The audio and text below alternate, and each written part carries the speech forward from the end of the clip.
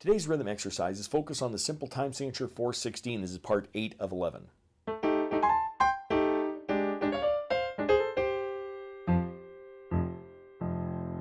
Welcome to my studio, Bach To Basics. This channel is where you can find videos to further your music studies. Now, while I jump up and down for no reason at all, let's read some rhythms.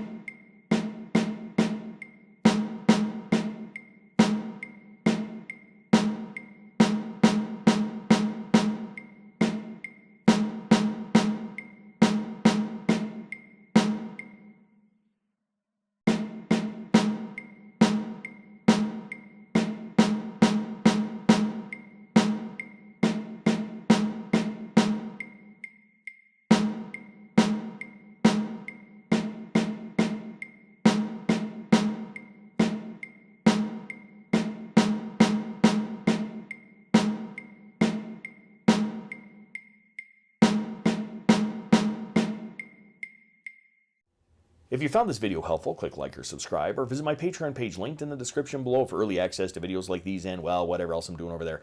Thanks for watching. I'm just a music teacher having fun. Catch you on the next one.